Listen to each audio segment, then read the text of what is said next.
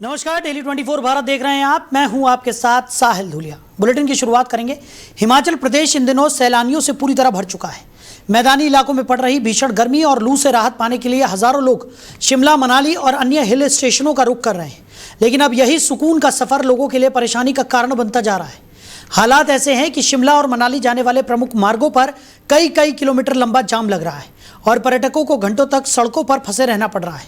अधिकारियों के मुताबिक पिछले 24 दिनों में शिमला में 6,31,000 से ज़्यादा वाहन पहुंचे हैं, जबकि केवल पिछले 72 घंटों में ही करीब 70,000 वाहनों की एंट्री दर्ज की गई है।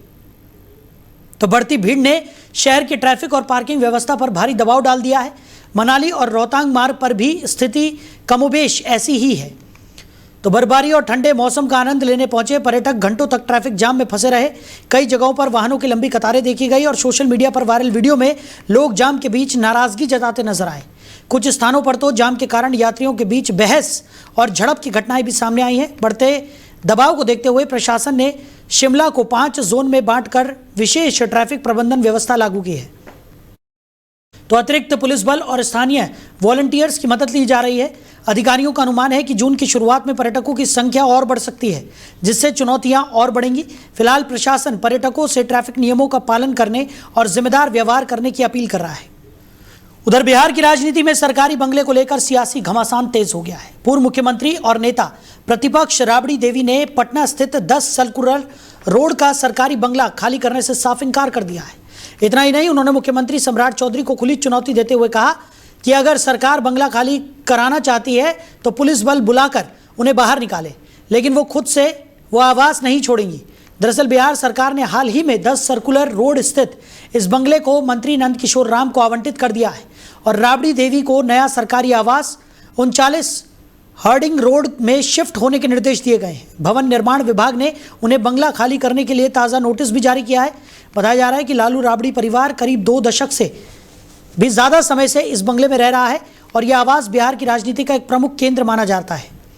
तो सरकार का कहना है कि नेता प्रतिपक्ष के तौर पर राबड़ी देवी को वैकल्पिक आवास पहले ही आवंटित किया जा चुका है, इसलिए उन्हें नया आवास ग्रहण कर पुराना बंगला खाली करना चाहिए। वहीं आरजेडी इसे राजनीतिक प्रतिशोध बता रही है और आरोप लगा रही है कि सरकार जानबूझकर लालू परिवार को निशाना बना रही है। राबड़ी देवी के बयान के बाद यह मामला पूरी तरह राजनीतिक रंग ले चुका है। एक तरफ सरकार नियमों के तहत कार्रवाई की बात कर रही है, तो दूसरी तरफ आरजेडी से सम्मान और राजनीतिक विरासत से जोड़कर देख रही है। ऐसे में आने वाले दिनों में यह बंगला विवाद बिहार की राजनीति में बड़ा मुद्दा बन सकता है। तो इसी बंगले विवाद पर ज्यादा चर्चा के लिए हमारे मैनेजिंग एडिटर रमेश ठाकुर जी हमारे साथ जुड़ गए। रमेश जी, बिहार में बंगला विवाद शुरू हो गया है। एक तरफ सरकार की तरफ से राबड़ी देवी को बंगला खाली करने का नोटिस जारी किया गया है, लेकिन उन्होंने साफ तौर पर यह कह दिया है कि चाहे कुछ हो जाए वो बंगला नहीं खाली करेंगी। कैसे देख रहे हैं? देखिए, मुझे लग रहा है ये तो नियम बिल्कुल साफ है कि जब तक आप संवैधानिक पद पे हो या फिर जब तक आप किसी भी बड़े ओहदे पे हो, सीएम हो, पीएम हो, मेंबर ऑफ पार्लियामेंट हो या विधायक हो, उसके हिसाब से आपको अर्बन डिपार्टमेंट बंगला या घर या फ्लैट आपको अलाउड करता है। अब जब आपका कार्यकाल खत्म हो जाता है उसके बाद आपको चाबी सौंपनी होती है और खुद से ही आप खुद कार्मिक डिपार्टमेंट को ये कहते हो कि नहीं, हमारे कार्यकाल खत्म हो गया, ये आपकी चाबी रही और जो बिजली पानी का जितना हमारे ऊपर खर्च है ये भी हम देते हैं। ये तो होती है नैतिकता वाली बात।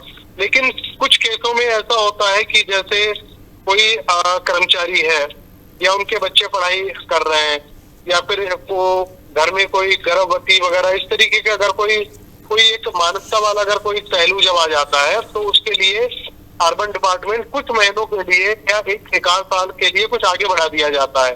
लेकिन इस केस में ऐसी कोई कंडीशन, कोई परिस्थिति दिखाई नहीं देती है।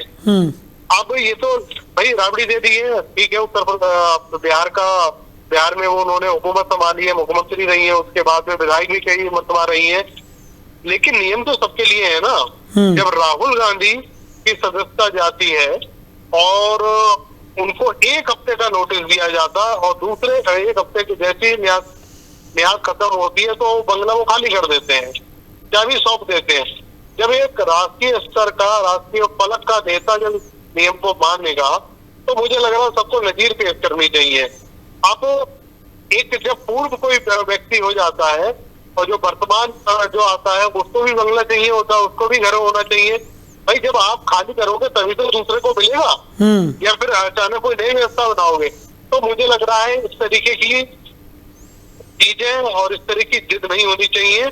और जो नियम है, नियमावली इनको भी पता है और नियम के अनुसार अगर काम किया जाए तो मुझे लग रहा है कि इनकी राजनीतिक नैतिकता और जनता में और अपने उनके समर्थकों के बीच में एक अच्छी इमेज भी बनेगी। जी, लेकिन यहाँ तो रमेश जी, अब जो लड़ाई है वो वर्चस्व की नजर आने लगी है।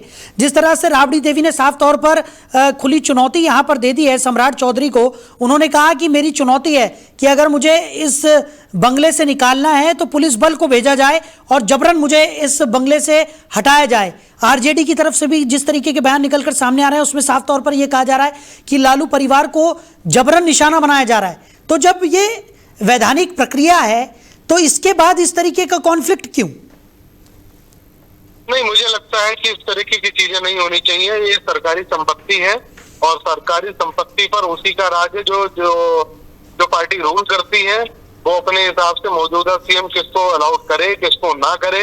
हाँ, इनकी तरफ से अगर अर्जी आती है कुछ महीने या साल भर के लिए और रहना चाहते हैं, वो विशेषाधिकार प्रधान मुख्यमंत्री का बन जाता है कि उस कंडीशन को उसको अलाउ करते हैं कि या नहीं करते हैं।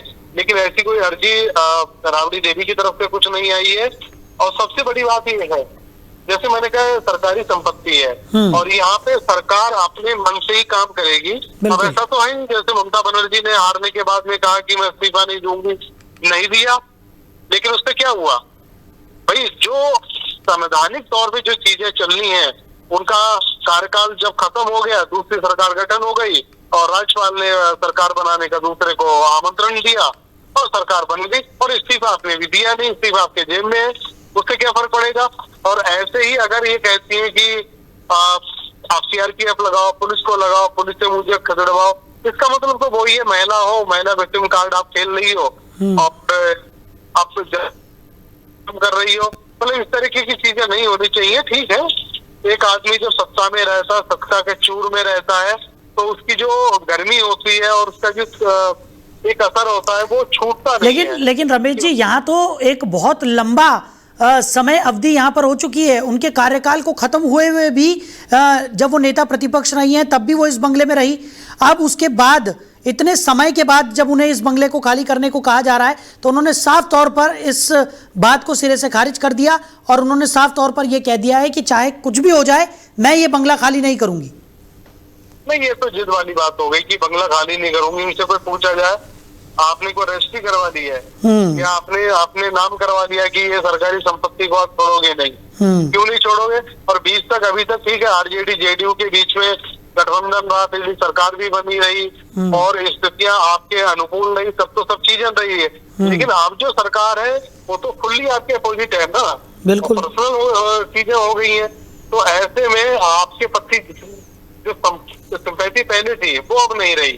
तो इसलिए मुझे लगता है अपनी अगर इज्जत बचानी है और अपनी सम्मान को बरकरार रखना है तो उनको अपने से चाबी सौंप देनी चाहिए, बंगला खाली कर देनी चाहिए। वरना कल को वही हो गया, पुलिस बल के बाद अगर सारा सामान रोड पे डाल दिया जाएगा। उसके बाद ये हुआ, दिल्ली में यही हुआ था। उदित राज जब भारतीय जनता पार्टी से सांसद रहे, बंगला उन्होंने खाली नहीं करा। फिर उसके बाद में जब उनकी सांसदी चली गई, भारतीय जनता पार्टी से भी उन्होंने इस्तीफा दे दिया। यही इस तरह की जिद कर रहे थे कि नहीं मैं बंगला खाली नहीं करूंगा। भंडारा रोड पे मेरे ख्याल से उनका घर होता था, लेकिन जब नहीं माने कार्मिक डिपार्टमेंट में और अर्बन डिपार्टमेंट दोनों में मिलकर संयुक्त रूप से पुलिस को लिखा, पुलिस गई जाके उसका सारा सामान उठा के रोड पे बाहर कर दिया। तो ऐसी स्थिति क्या है देख लेना चाहिए। उनकी तरह हमारा भी आम जीवन है। अब ठीक है, हम सीएम बन गए, इसका मतलब ये है कि किसी बंगले से कभी हम बेदखली नहीं होंगे। जी चलिए रमेश जी, हमारे साथ जुड़ने के लिए, इस तमाम चर्चा के लिए आपका बहुत शुक्रिया। तो मंत्री नंद किशोर राम को बंगला आवंटित कर दिया गया है, लेकिन राबड़ी देवी ने बंगला खाली करने से पूरी तरह से इनकार कर दिया। सम्राट सरकार ने साफ तौर पर कह दिया है कि राबड़ी देवी को बंगला खाली करना ही होगा, लेकिन राबड़ी देवी का साफ तौर पर यह कहना है कि अगर उन्हें इस बंगले से निकालना है तो सम्राट सरकार पुलिस बल भेजे। वो इस बंगले को बिल्कुल भी किसी कीमत पर खाली नहीं करेंगी।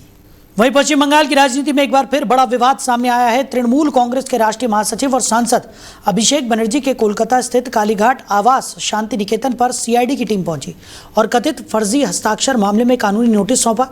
इस घटनाक्रम के बाद बंगाल की सियासत में हलचल तेज हो गई है। जानकारी के मुताबिक ये मामला विधानसभा से जुड़े एक कथित हस्ताक्षर जालसाजी विवाद से जुड़ा हुआ है, जिसकी जांच सीआईडी कर रही है। रिपोर्ट्स के अनुसार सीआईडी अधिकारियों की टीम अभिषेक बनर्जी के आवास पर पहुंची और वहां नोटिस तामील करने की प्रक्रिया पूरी की। बताया जा रहा है कि जांच एजेंसी इस मामले में कुछ दस्तावेजों और हस्ताक्षरों की सत्यता की जांच कर रही है। इस पूरे मामले को लेकर राजनीतिक बयानबाजी भी तेज हो गई है। विपक्षी दल इसे गंभीर मुद्दा बताते हुए निष्पक्ष जांच की मांग कर रहे हैं, जबकि तृणमूल कांग्रेस का आरोप है कि केंद्रीय और जांच एजेंसियों का इस्तेमाल राजनीतिक दबाव बनाने के लिए किया जा रहा है। हालांकि सीआईडी की ओर से अभी तक जांच के सभी बिंदुओं को सार्वजनिक नहीं किया गया है।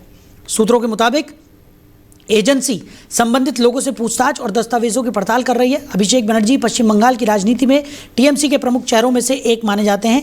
ऐसे में उनके आवास पर सीआईडी की कार्रवाई और कानूनी नोटिस को लेकर राजनीतिक गलियारों में चर्चाएं तेज हो गई हैं। अब सभी की नजरें जांच एजेंसी की अगली कार्रवाई और इस मामले में आने वाले नए खुलासों पर टिकी हुई हैं। वहीं हिंद प्रशांत क्षेत्र में चीन की बढ़ती दादागिरी के बीच क्वाड देशों ने बड़ा रणनीतिक कदम उठाया है। भारत, अमेरिका, जापान और ऑस्ट्रेलिया ने मिलकर फिजी में एक नए बंदरगाह यानी पोर्ट इंफ्रास्ट्रक्चर प्रोजेक्ट के विकास का ऐलान किया है। इसके साथ ही महत्वपूर्ण खनिज संसाधनों, ऊर्जा सुरक्षा और समुद्री निगरानी को लेकर भी कई अहम समझौतों पर सहमति बन गई है। नई दिल्ली में हुई क्वाड विदेश मंत्रियों की बैठक में यह फैसला लिया गया, जिसे क्षेत्र में चीन के बढ़ते प्रभाव के जवाब के तौर पर देखा जा रहा है। क्वाड देशों ने फिजी में पोर्ट डेवलपमेंट के जरिए प्रशांत द्वीपीय देशों की कनेक्टिविटी और इंफ्रास्ट्रक्चर क्षमता बढ़ाने की बात कही है। अमेरिकी विदेश मंत्री मार्को रूबियो ने कहा कि प्रशांत क्षेत्र में पोर्ट क्षमता की कमी को दूर करने के लिए क्वाड फिजी के साथ साझेदारी करेगा। बैठक में क्रिटिकल मिनरल सप्लाई चेन को मजबूत करने, ऊर्जा सुरक्षा बढ़ाने और समुद्री गतिविधियों की रियल टाइम निगरानी के लिए भी नई पहल शुरू की गई। क्वाड देशों ने इंडो पैसिफिक क्षेत्र में समुद्री सुरक्षा और व्यापारिक मार्गों की सुरक्षा को लेकर भी साझा प्रतिबद्धता दोहराई। विश्लेषकों का कहना है और मानना है कि यह पहल ऐसे समय में सामने आई है जब दक्षिण चीन सागर और प्रशांत क्षेत्र में चीन लगातार अपनी रणनीतिक मौजूदगी बढ़ा रहा है। हालांकि चीन ने क्वाड की इस सक्रियता पर प्रतिक्रिया देते हुए कहा है कि किसी भी क्षेत्रीय सहयोग का उद्देश्य किसी तीसरे देश को निशाना बनाना नहीं होना चाहिए। चीन ने तथाकथित ब्लॉक पॉलिटिक्स और विशेष गुटबंदी का भी विरोध किया है। इसके बावजूद क्वाड देशों ने साफ संकेत दिया है कि वो मुक्त, खुला और सुरक्षित इंडो पैसिफिक सुनिश्चित करने के लिए अपने सहयोग को और मजबूत करेंगे।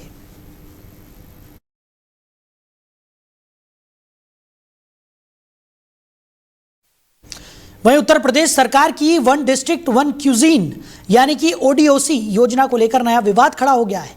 राज्य सरकार की ओर से जारी 208 पारंपरिक व्यंजनों की सूची में एक भी नॉनवेज डिश शामिल नहीं किए जाने पर राजनीतिक और सामाजिक बहस तेज हो गई है। इस मुद्दे को लेकर एआईएमआईएम प्रमुख और सांसद असुद्दीन ओवैसी ने सरकार पर निशाना साधा है और इसे प्रदेश की वास्तविक खाद्य संस्कृति से दूरी बताया। उत्तर प्रदेश सरकार की इस योजना का उद्देश्य 75 जिलों की पारंपरिक खाद्य विरासत को बढ़ावा देना, ब्रांडिंग करना और रोजगार के अवसर बढ़ाना है। लेकिन जारी सूची में लखनऊ के गलौटी कबाब, काकोरी कबाब, अवधी बिरयानी, रामपुर के सीख कबाब और मटन कोरमा जैसे मशहूर व्यंजनों को जगह नहीं मिली है। इस सूची में मिठाइयों, स्नैक्स और शाकाहारी व्यंजनों को शामिल किया गया है, जबकि प्रदेश की पहचान माने जाने वाले कई प्रसिद्ध मांसाहारी व्यंजन पूरी तरह गायब है। इसी को लेकर ओवैसी ने सवाल उठाते हुए कहा कि उत्तर प्रदेश की गंगा जमुनी तहजीब और खान पान की विविधता को नज़रअंदाज किया जा रहा है। वहीं कई फूड एक्सपर्ट्स और इतिहासकारों ने भी इस सूची पर आपत्ति जताई है। फूड हिस्टोरियन पुष्पेश पंत ने इसे हाफ बेक्ड कदम बताते हुए कहा कि प्रदेश की खाद्य सामग्री की हालांकि उत्तर प्रदेश सरकार का कहना है कि ये सूची अंतिम नहीं है और भविष्य में स्थानीय सुझावों तथा जनमत के आधार पर इसमें बदलाव संभव है। नहीं, गोश्त कहीं खाते नहीं, खाना गोश्त। हद तो ये हो गई कि उत्तर प्रदेश में एक किताब निकाले, उत्तर प्रदेश में इतने खाने हैं, इस तरह के खाने बनते उत्तर प्रदेश में, आपको मालूम। और वो खाने निकाले, 75 जिले उत्तर प्रदेश में हैं और 75 जिलों में एक किताब को निकाले। स्टेट टाइम्स 18 मई की रिपोर्ट कोट कर रहा हूं, उन्होंने 75 जिलों में खाना क्या होता 200 डिश निकाले। उत्तर प्रदेश की सरकार, आपको मालूम उसमें एक गोश्त की डिश नहीं है। 75 जिले में, जबकि खुद हुकूमत का सर्वे यह बोलता है कि 53% लोग उत्तर प्रदेश में गोश्त खाते। 75 जिलों की गोश्त की खाने की, ये जिले में ये खाना रहता ना। अब जैसा बारकस चले गए आप, मिट्टी हरीस मिलती सुबह सुबह, वहां पे कहीं नहीं मिलती, लोग खाते जाके, मैं भी खाया। अब मैं बारकस में बोलूंगा, बारकस में अच्छा मिलता मगर नहीं, वहां पे खाली अंजीर मिलता, वो बोल दूंगा तो लोग बोलेंगे पागल है। खाने की बात आई तो मिट्टी हरीस की बात करो, मंदी की बात करो, नहीं, उड़ा दिए। अच्छा, यूनेस्को एक तारीफ किया भारत की, लखनऊ की। उसने कहा कि this is the cities of gastronomy list, माने खाने का शहर है। आपको मालूम, जो मिनिस्टर ऑफ कल्चर है जनाब गजेंद्र सिंह शेखावत साहब, वो इस यूनेस्को की बात को तारीफ किए, मगर पोस्टर में गोश्त नहीं था, तरकारी थी खाली। अरे तुम क्यों वेजिटेरियन बनाना चाह रहे? वहीं CUET UG 2026 परीक्षा को लेकर बड़ी अपडेट सामने आई है। तकनीकी गड़बड़ी के कारण देरी से शुरू होने वाली परीक्षा शुरू हो चुकी थी और परीक्षा एजेंसी की ओर से तकनीकी समस्या को दूर करने के बाद अभ्यर्थियों को संशोधित समय के अनुसार परीक्षा केंद्रों में प्रवेश दिया गया और निर्धारित प्रक्रिया के तहत परीक्षा का आयोजन शुरू कर दिया गया। इससे पहले तकनीकी कारणों की वजह से परीक्षा तय समय पर शुरू नहीं हो सकी थी, जिसके बाद अभ्यर्थियों को कुछ समय तक इंतजार करना पड़ा। कई अभ्यर्थियों ने इस पर रोष भी प्रकट किया और जोरदार हंगामा करते हुए भी नजर आए। परीक्षा एजेंसी ने स्थिति को नियंत्रित करते हुए नया समय जारी किया था और अभ्यर्थियों को समय से परीक्षा केंद्रों पर पहुंचने की सलाह दी थी। मुताबिक तकनीकी समस्या का समाधान कर लिया गया और परीक्षा सुचारू रूप से संचालित की जा रही है। साथ ही अभ्यर्थियों से अपील की गई है कि वो किसी भी अफवाह पर ध्यान न दें और केवल आधिकारिक सूचनाओं पर ही भरोसा करें। सामान्य है और परीक्षार्थी निर्धारित दिशा निर्देशों के तहत परीक्षा दे रहे हैं।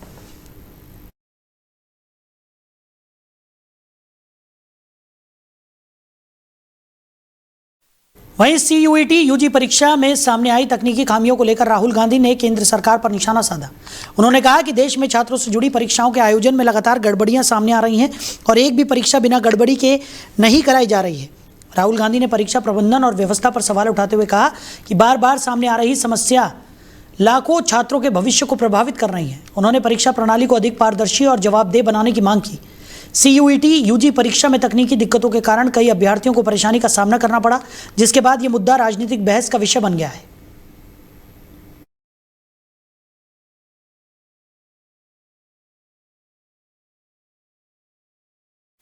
वहीं किसानों की लागत घटाने और मिट्टी की सेहत बचाने के लिए केंद्र सरकार 1 जून से देश भर में बड़ा अभियान शुरू करने जा रही है।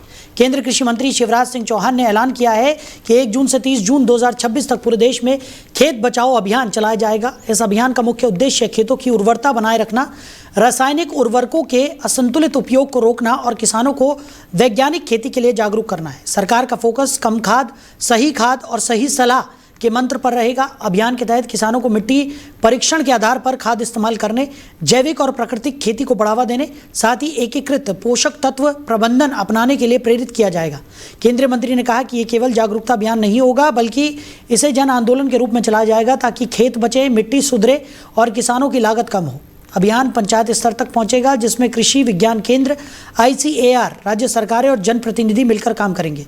जानकारी के मुताबिक देश भर में 1600 से अधिक टीमें गठित की गई हैं, जबकि 100 से ज़्यादा उर्वरक उपयोग वाले जिलों में 500 विशेष टीमें तैनात रहेंगी। इसके अलावा 1150 से ज़्यादा KVK और ICAR टीमें भी अभियान में शामिल होंगी। इस दौरान मिट्टी स्वास्थ्य कार्ड, किसान क्रेडिट कार्ड, PM किसान योजना के छूटे लाभार्थियों को जोड़ने, दलहन तिलहन मिशन और जल संरक्षण जैसे कार्यक्रम भी चलाए जाएंगे। सरकार का कहना है कि मौसम की चुनौतियों और बढ़ती खेती लागत के बीच ये अभियान किसानों की टिकाऊ और लाभकारी खेती की दिशा में आगे बढ़ाने का बड़ा कदम साबित होगा।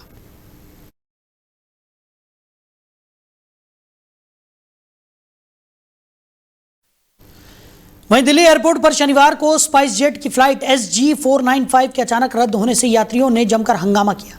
यह फ्लाइट दोपहर 1:25 पर दिल्ली से दरभंगा के लिए उड़ान भरने वाली थी और यात्री समय पर एयरपोर्ट पहुंचकर बोर्डिंग का इंतजार कर रहे थे, लेकिन काफी देर तक कोई स्पष्ट जानकारी नहीं दी गई।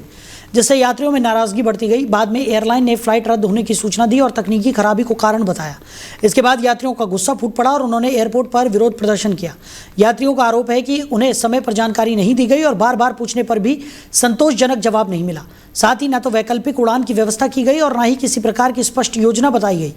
कई यात्रियों ने कहा कि वो जरूरी काम और मेडिकल कारणों से यात्रा कर रहे थे, जिससे उन्हें भारी असुविधा हुई। फिलहाल यात्री वैकल्पिक व्यवस्था का इंतजार कर रहे हैं।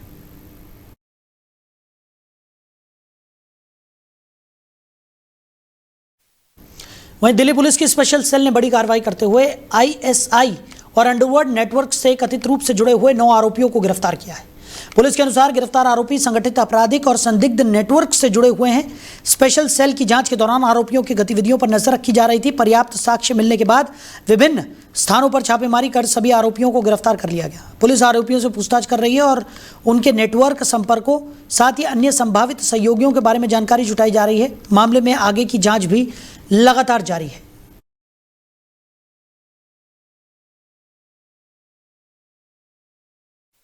वहीं अमेरिका और ईरान के बीच जारी तनाव एक बार फिर दुनिया की नजरों में आ गया है। व्हाइट हाउस में राष्ट्रपति डोनाल्ड ट्रंप ने सिचुएशन रूम में करीब 2 घंटे तक हाई लेवल बैठक की, जिसमें ईरान के साथ प्रस्तावित समझौते और संघर्ष विराम को आगे बढ़ाने पर चर्चा हुई। हालांकि बैठक के बाद किसी अंतिम फैसले का ऐलान नहीं किया गया, लेकिन ट्रंप प्रशासन ने साफ कर दिया है कि कोई भी समझौता तभी होगा जब वो अमेरिका की शर्तों और रेड लाइंस पर खरा उतरे। व्हाइट हाउस के मुताबिक अमेरिका किसी भी स्थिति में ईरान को परमाणु हथियार हासिल करने की अनुमति नहीं देगा। रिपोर्ट्स के अनुसार अमेरिका और ईरान के बीच 60 दिन के संघर्ष विराम को आगे बढ़ाने और नए परमाणु समझौते को लेकर बातचीत चल रही है। प्रस्तावित समझौते में स्ट्रेट ऑफ होर्मुज को पूरी तरह खोलने, समुद्री मार्गों को सुरक्षित बनाने और ईरान के परमाणु कार्यक्रम पर नियंत्रण जैसे मुद्दे शामिल हैं। हालांकि ईरान ने ट्रंप के कई दावों को खारिज करते हुए कहा कि अभी किसी अंतिम समझौते पर सहमति नहीं बनी है। दूसरी ओर अमेरिकी रक्षा मंत्री पीट हेग्सेथ ने चेतावनी दी है कि अगर बातचीत विफल होती है तो अमेरिका ईरान पर दोबारा सैन्य कार्रवाई करने के लिए तैयार है। वहीं वैश्विक बाजारों में और इन वार्ताओं पर उसकी नज़र टिकी हुई है, क्योंकि स्ट्रेट ऑफ होर्मुज दुनिया के सबसे महत्वपूर्ण तेल आपूर्ति मार्गों में से एक माना जाता है। ऐसे में अमेरिका ईरान वार्ता का असर सिर्फ मध्य पूर्व ही नहीं बल्कि पूरी वैश्विक अर्थव्यवस्था पर पड़ सकता है।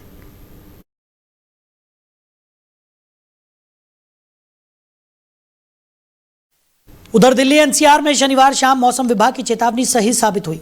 खराब मौसम की भविष्यवाणी के कुछ घंटे बाद ही राजधानी में बारिश शुरू हो गई है। धूल भरी आंधी और गरज चमक के साथ कई इलाकों में बारिश हो रही है। दीनदयाल उपाध्याय मार्ग पर तेज हवाओं के कारण पेड़ गिर गया। वहीं आईटीओ से बीजेपी से दफ्तर जाने वाले रास्ते पर भी पेड़ गिरा है, जिसकी चपेट में एक गाड़ी आ गई और रास्ता भी बंद हो गया। भारतीय मौसम विभाग यानी कि आईएमडी ने शाम को हवाएं चलने और तेज झोंकों का अलर्ट जारी किया था। वहीं दक्षिण दिल्ली, पूर्वी दिल्ली, मध्य दिल्ली और कुछ उत्तर दिल्ली के इलाकों में भारी बारिश हो रही है। वहीं नोएडा, गाजियाबाद, गुरुग्राम और फरीदाबाद में भी मौसम ने करवट ली है।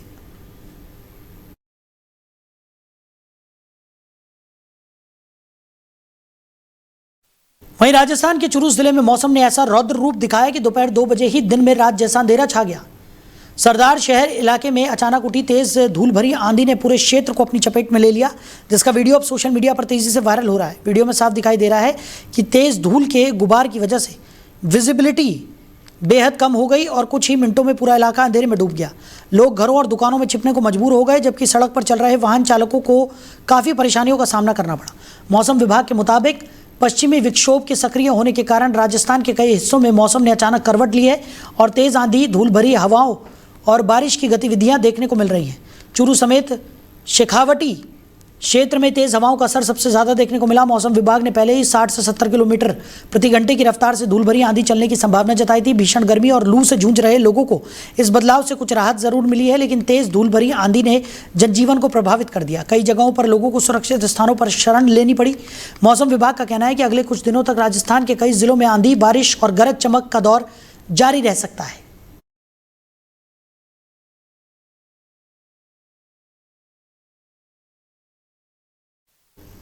तो फिलहाल इस बुलेटिन में मेरे साथ इतना ही। आप बने रहिए और देखते रहिए डेली 24 भारत। नमस्कार।